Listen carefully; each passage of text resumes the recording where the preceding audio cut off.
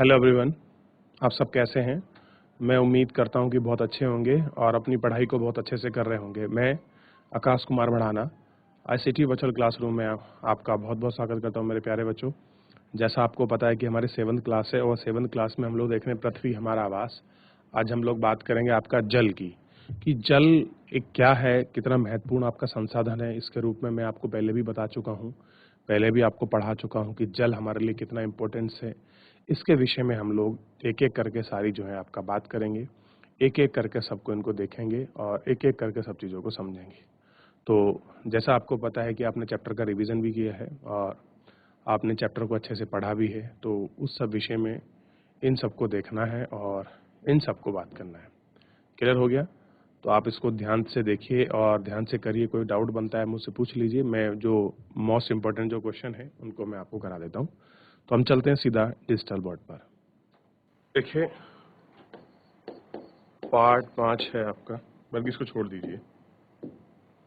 आज हम जल के विषय में पढ़ेंगे। क्या है? जल के विषय में। क्लियर है? तो सबसे पहले जो उसकी प्रश्नावली है, इसमें हम छोटे क्वेश्चंस को ही पढ़ते हैं और छोटे क्वेश्चन से ही हम अपने सारे टॉपिक को लेकर आपका जो है एक एक लेकर बात करते हैं।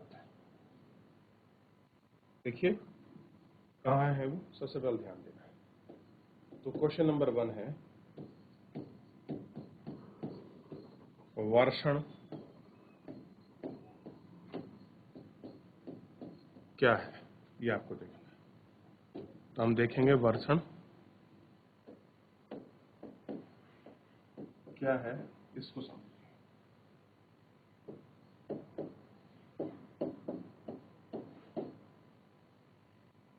वायुमंडल द्वारा पृथ्वी की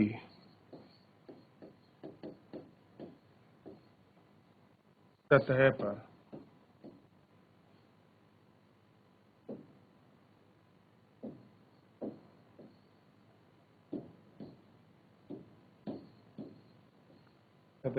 इकट्ठी हुई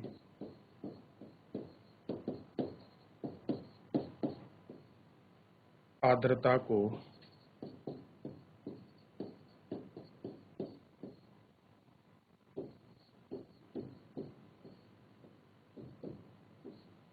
वर्षण कहते हैं।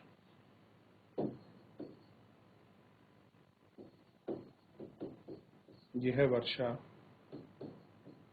हिमपात,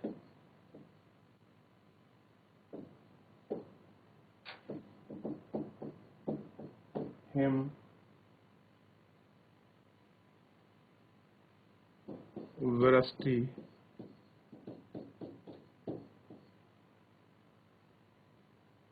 आदि के रूप में हो सकती है।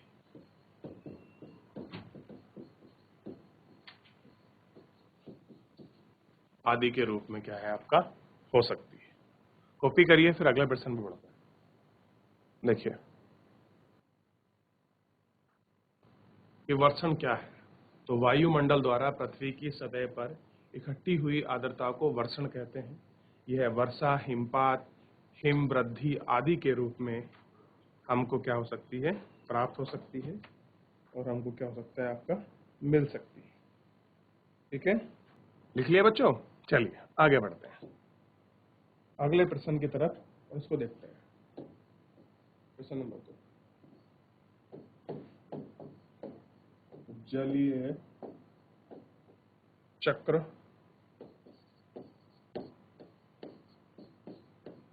क्या है?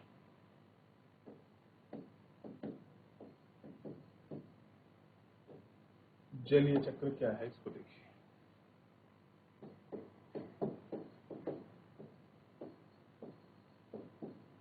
जिस प्रक्रम में जल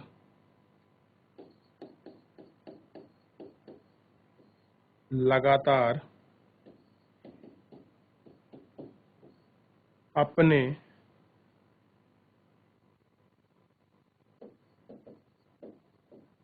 स्वरूप को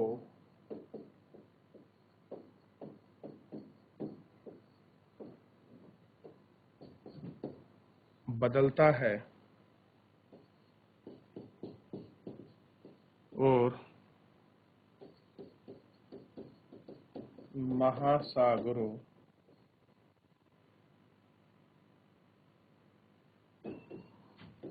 वायुमंडल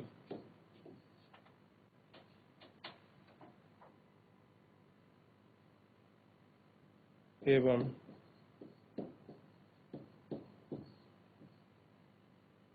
धरती के बीच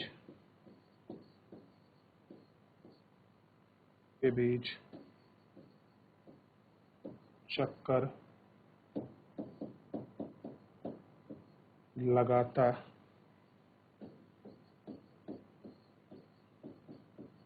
रहता है, उसको जलीय चक्र कहते हैं। क्या कहते हैं उसको? जलीय चक्र कहते हैं। कॉपी करिए इसको बेटे, जलीय चक्र को, और इम्पोर्टेंट करिए इसे परीक्षा के लिए। ठीक है, करिए।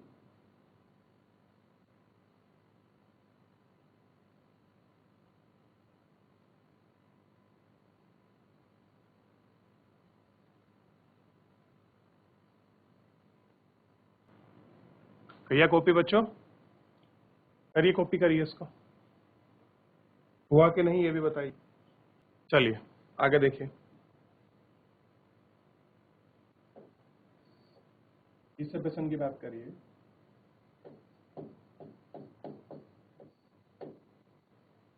तरंगों की ऊंचाई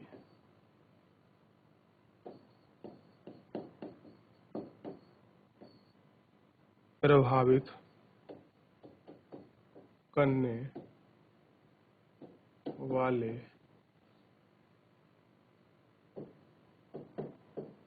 कारक कौन से हैं? कौन कौन से हैं?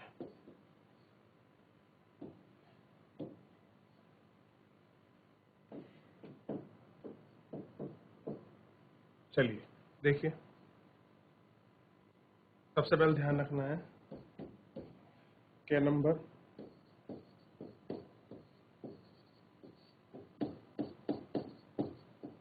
पवन की गति ध्यान रखना है, भूकंप। अगला देखिए,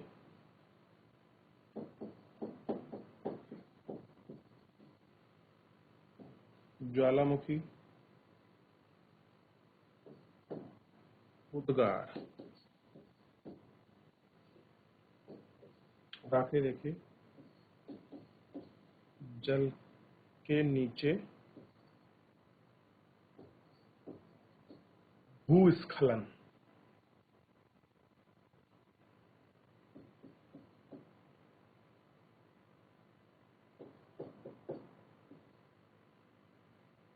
चलिए इसको कॉपी करिए।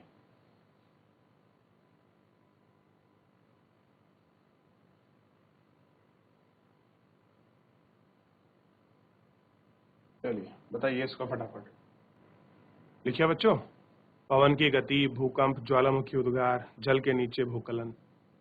इसको देखिए पूरा सारा मैं लिखे हूँ और एक एक चीज मैं अच्छे से करे हुए हूँ और आपको इन सब पर ध्यान देना है और इनको समझना है। ठीक है, करिए इसको, कॉपी करिए। फिर कोई भी डाउट बनता है तो आप मुझे बता सकते हैं। बड़ा आसान है, इसलिए मैं आपको पॉइंट पॉइंट करके लिखा रहा हूँ ताकि आप बिल्कुल भी कंफ्यूजन ना हो और सारी चीज़ें बहुत सरल हो जाएं और आप इनको अच्छे से कॉपी कर लें।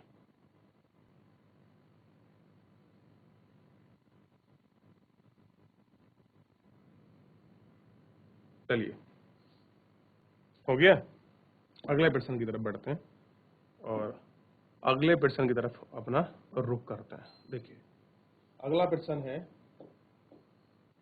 अगला प्रश्न क्या है? महा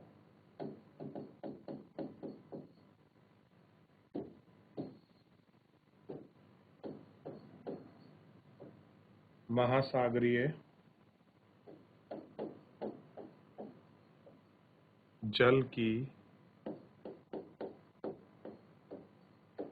गति को प्रभावित करने वाला कारक कौन से हैं? यानी कि जल की गति को प्रभावित करने वाले, सॉरी, महासागरीय जल को प्रभावित करने वाले कौन कौन से कारक इंपॉर्टेंट है, इसको देखिए और बात करेंगे।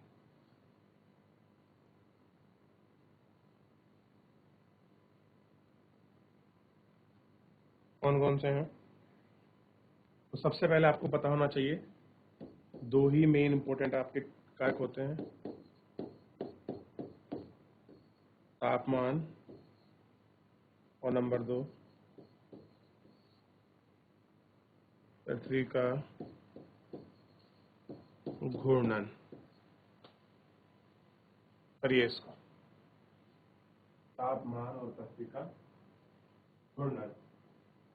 महासागरीय जल की गति को प्रभावित करने वाले कारक कौन से हैं? ठीक है, लिखिए। चलिए, तापमान है और पृथ्वी का घूर्णन है। इसको कॉपी करेंगे, फिर हम अगले प्रश्न की तरफ आपका बढ़ चलेंगे। ये सब आपको रिवीजन करने हैं और सारा जो है आपको जो क्वेश्चन है वो भी लिखने हैं। ऐसा नहीं केवल आंसर लिख के आप लोग छोड़ दें, ऐसा नहीं करना है, सब कुछ लिखना है इनका।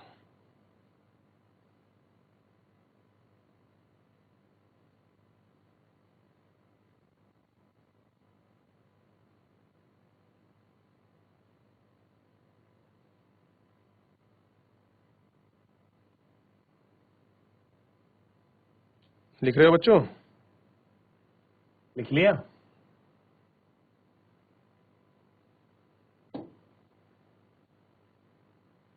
चलिए आगे बढ़ते चलेंगे। एक पिछले वाले को भी देख लीजिए, ऐसा नहीं कभी आप पिछला ही आगे छोड़ पीछे दौड़ की बात करें। ध्यान रखिए, आपको पिछले वाले को भी चीजों को करना है और रिवीजन भी प्रॉपर से रखना है। चलिए नेक्स्ट क्वेश्चन की तरफ मैं आपका बढ़ चल रहा हूं और इस प्रश्न पे मैं आपको बात करने वाला हूं और बहुत ही महत्वपूर्ण आपका प्रश्न है और आपको ध्यान देना है। प्रश्न क्या है, ध्यान रखिए।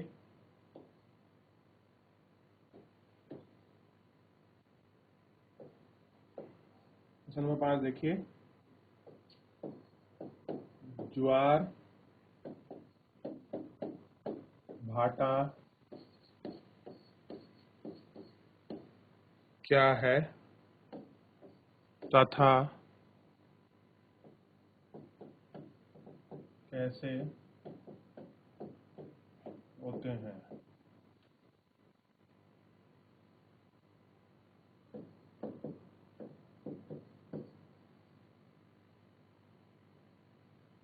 ठीक है, लिखिए। इस प्रश्न को करते हैं, ध्यान दीजिए कैसे है। सबसे पहले दिन में 2 बार नियम से महासागरीय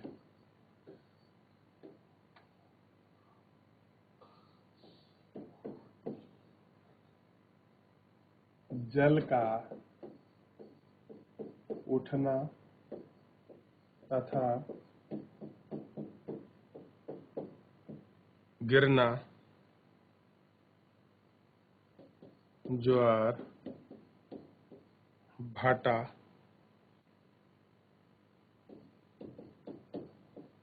आते हैं।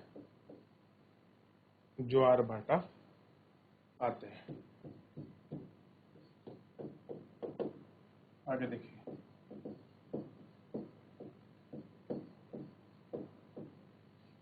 सूर्य तथा चंद्रमा के शक्तिशाली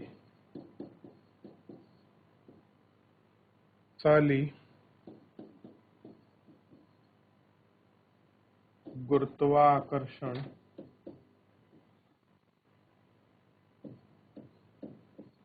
बल के कारण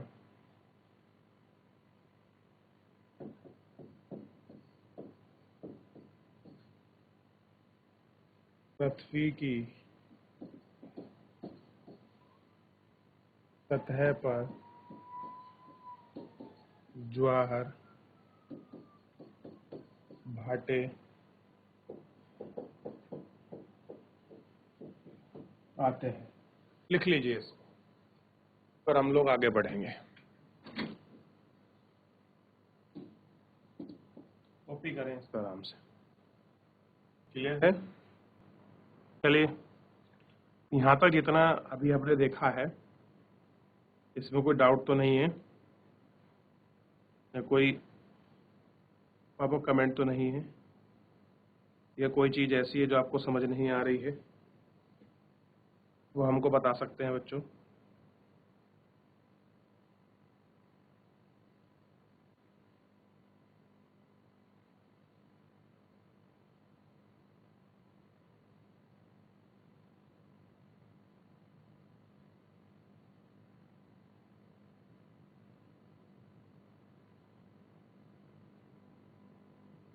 करते रहिए, कोई डाउट हो इसमें पूछिए।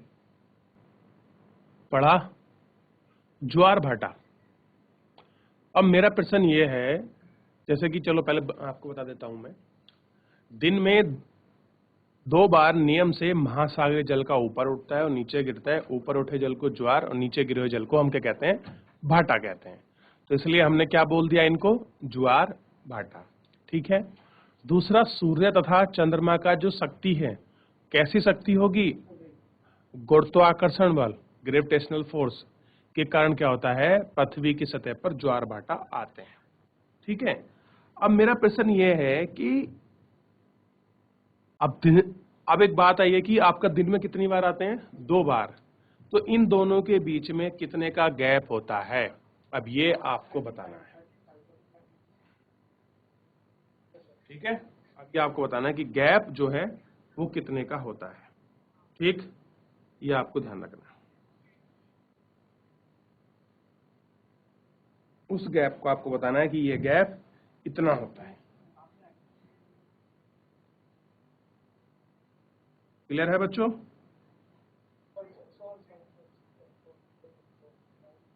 या आप मेरे को डाउट आप बताओगे कि आपके इन दोनों के बीच गैप कितने का होता है?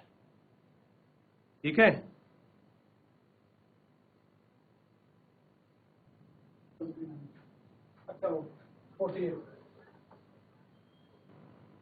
हुआ बच्चों? आगे बढ़े।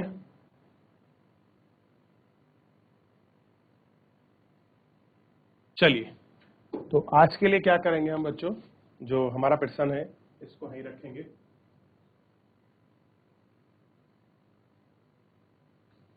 ठीक है। आप इन सबको रिवीजन करके आइए।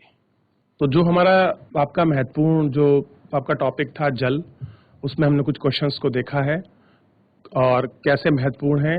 और मैं आपको बताना बच्चों, एक प्रश्न आपको देता हूं। मैंने आपको पढ़ाया था कि हमने कहा कि ज्वार भाटा जो है दिन में आपकी 2 बार आती है। तो इन दोनों ज्वार भाटाओं के बीच में कितने समय का अंतराल होता है, ये आपको कल मुझे बताना है। ठीक है। और आप नहीं बताएंगे तो कल मैं इसको आंसर के रूप में लिखा दूंगा। तो जितना लिखाया आप लोग इसको घर जाकर अच्छे से रिवीजन करिए, और कोई भी डाउट होता है तो आप मुझसे नेक्स्ट लेक्चर में लाइव जुड़कर चैट के माध्यम से आप अपने कमेंट को, अपने डाउट को मुझसे पूछ सकते हैं, कोई भी स्कूल का कोई भी बच्चा।